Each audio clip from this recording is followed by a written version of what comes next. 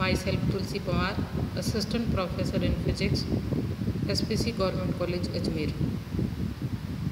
हम BSc part 3 भौतिकी के तृतीय पेपर सॉलिड स्टेट फिजिक्स के अंतर्गत energy band theory of solids पढ़ रहे हैं और हमारा आज का टॉपिक है negative effective mass and concept of hole. कल के वीडियो लेक्चर में हमने effective mass of an electron के बारे में पढ़ा था और आज हम नेगेटिव इफेक्टिव मास या ऋणात्मक प्रभावी द्रव्यमान और होल की अवधारणा को पढ़ेंगे और कुछ न्यूमेरिकल प्रॉब्लम्स को हल करेंगे। यदि हम फर्स्ट विलियन जोन -π/a से के की वैल्यू जो +π/a के बीच में है में इलेक्ट्रॉन के प्रभावी द्रव्यमान का अध्ययन करते हैं तो ये पाते हैं कि इलेक्ट्रॉन का जो इफेक्टिव मास है वो बैंड में लोअर लेवल तक धनात्मक और बैंड के उच्चतम स्तर यानी k0 से π/a तक ऋणात्मक होता है। ये हमने ग्राफ में देखा था कि जो 0 से π/a और 0 से -π/a के बीच में जो ग्राफ है वो जो ऋणात्मक प्रभावी द्रव्यमान का वैल्यू जो ग्राफ के बीच तक यानी 0 से π/2a तक बढ़ती है और फिर π/2a से π/a तक घटती है। तो चूँकि धनात्मक द्रव्यमान एक वास्तविक भौतिक राशि है जबकि ऋणात्मक द्रव्यमान एक काल्पनिक कंसेप्ट है, इस प्रकार बैंड के उच्चतम स्तर यानी k0 से π/a में ऋणात्मक द्रव्यमान की जो व्याख्या है वो होल कंसेप्ट को जन्म देती है।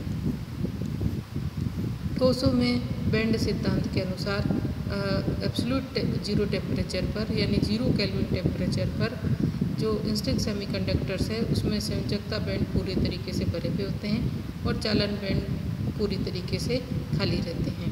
अतः इस अवस्था में कोई धारा प्रवाह नहीं होता। इस प्रकार धारा घनत्व J का मान भी शून्य होता है।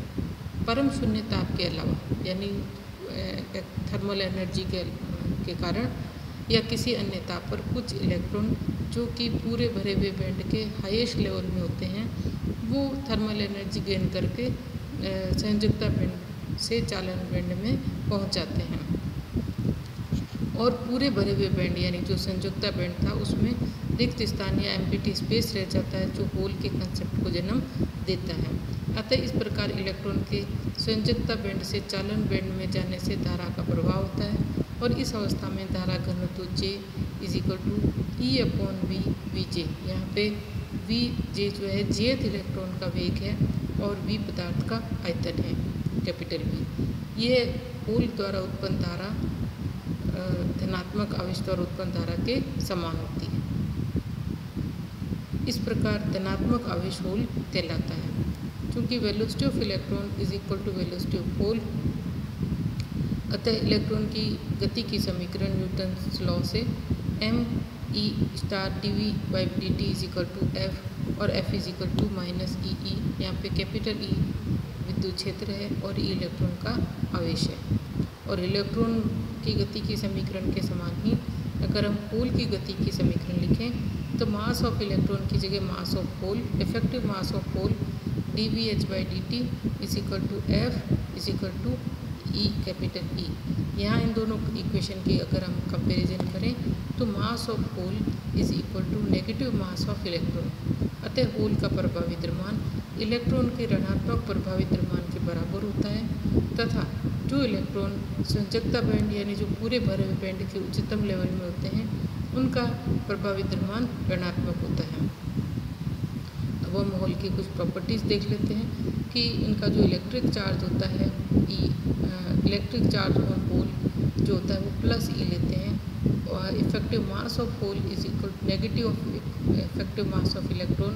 Momentum of hole = negative of momentum of electron and wave propagation vector k of hole = negative of wave propagation vector of electron. Energy of hole = negative energy of electron and equation of motion of hole = F dph/dt d/dt h×kh h×t kh/dt। तो इस प्रकार हम देखते हैं कि electron और whole जो है वो एक दूसरे के संयोजकता बैंड में इलेक्ट्रॉन की एक कमी से होल की उत्पत्ति होती है। अब किसी अभी तक जो हमने इफेक्टिव मास के बारे में जो कंसेप्ट पढ़ा है उससे रिलेटेड दो न्यूमेरिकल हल करते हैं कि if the energy of an electron in S band of a crystal is given as E is equal to E dash minus 2a cos Ka, find the value of K for which effective mass would be minimum and maximum. Also calculate the width of the S band. यानी हमें दिया गया है कि किसी crystal के S band में electron की ऊर्जा E is equal to E dash minus 2a cos Ka। अब हमें ज्ञात करना है कि K के किस मान के लिए इलेक्ट्रॉन का प्रभावी द्रव्यमान न्यूनतम और अधिकतम होगा। तो हम इसको अवकलन करेंगे एनर्जी को विद रिस्पेक्ट टू के। dE by D K is equal to 2a आ जाएगा, कॉस का हो जाएगा साइन के ए आगे आ जाएगा तो 2a साइन के ए। एक बार और डिफ्रेंशिएशन करेंगे विद रिस्पेक्ट टू के तो d2e by D K square निकाल लेंगे। और चूंकि हमें इफेक्टिव मास निकालना है तो m स्टार का फॉर्मूला होता है h cross square D square E upon D K square. यहाँ वैल्यू रखेंगे तो यह आएगा h square upon 2a square a cos के ए। अब अधिकतम प्रभावी द्रव्यमान के लिए cos के ए की वैल्यू क्या होनी चाहिए 1, और उस स्थिति में cos K is equal to 1, so m star is cos K is equal to cos 2n pi, so k is equal to 2n pi over a। और न्यूनतम प्रभावी द्रव्यमान के लिए cos के हो जाना चाहिए 0, so cos k is equal to 0 या cos k is equal to cos 2n plus 1 pi by 2 या k is equal to 2n plus 1 pi by 2a। अब हम एस बैंड की चौड़ाई ज्ञात करते हैं तो delta is equal to E maximum minus E minimum. E maximum जो वैल्यू है वो है ई डैश प्लस 2a और ई मिनिमम जो है वो ई डैश माइनस 2a। तो एस बैंड की चौड़ाई होगी 4a। एक अदर न्यूमेरिकल करते हैं। The following energy of an electron in a band is given by E is equal to E0 minus alpha minus 2 beta cos K.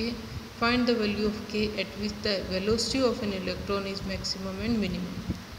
यानी किसी band के इलेक्ट्रॉन की ऊर्जा जो है वो इस समीकरण से दी जा रही है E is equal to E not minus alpha minus 2 beta cos K। और K के किस मान के लिए इलेक्ट्रॉन का वेग मैक्सिमम और मिनिमम होगा। तो इलेक्ट्रॉन का वेग का formula v is equal to 1 upon h cross D E by D K. यहाँ पे e दिया गया है, k के सापेक्ष अवकलन करेंगे तो e नॉट और अल्फा तो कांस्टेंट है और यहाँ आ जाएगा माइनस 2 बीटा साइन के ए और एक माइनस ए और आएगा तो ये हो जाएगा 2 alpha beta sine K A. तो velocity of electron v is equal to 1 upon h cross D E by D K value रखेंगे तो 2 alpha beta upon h cross sine K A. अब वेलोसिटी मैक्सिमम होने के लिए sign के की value 1 होनी चाहिए और साइन के की वैल्यू 1 होने पर जो है K is equal to 2n plus 1 pi by 2 या के की value 2n plus 1 pi by 2a। और वेलोसिटी मिनिमम होने के लिए साइन के की वैल्यू 0 होनी चाहिए और उसके लिए साइन के बराबर sign n pi, so K is equal to n pi over a। Electron के वेग के लिए dv by D K is equal to 0, so dv by D K is equal to 2 alpha beta upon h cross K cos के बराबर 0 या cos K is equal to cos 2n plus 1 pi by 2, so K is equal to 2n plus 1 pi by 2a। इस प्रकार हम electron की energy given होने पर उसकी वेलोसिटी की मैक्सिमम और मिनिमम वैल्यू कैलकुलेट कर सकते हैं।